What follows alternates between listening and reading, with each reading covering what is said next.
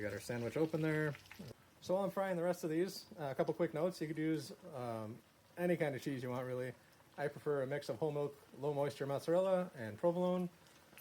Most times you're probably going to encounter just straight up mozzarella, very ooey, gooey. I like the resistance in provolone. That kind of gives it a little bit of a snap or bite or whatever you want to call it. So that's the preferred mix that I do. Romano cheese on top, crushed red pepper, optional, Giardiniera, optional.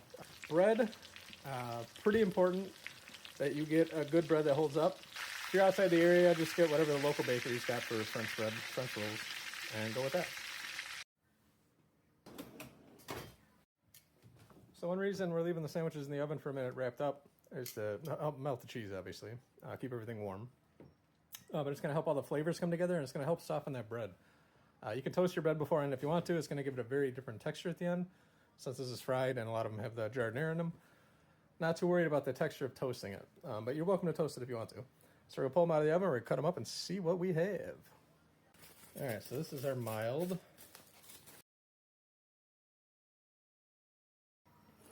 Oh, did we miss the cut on camera? Son of a bitch. All right, so this is what the breaded steak sandwich looks like. You can see we folded the steak, stuffed it with the cheese and the Giardiniera, wrapped it up so the bread's nice and soft. Now we get to eat this fucking thing. No easy way about it. This is a mess to eat. Super flavor from the gravy. Crunch and the texture from the frying, the Giardiniera, fantastic. Texture of the cheese in the middle of the sandwich, fantastic. Hands down one of my favorite sandwiches to make.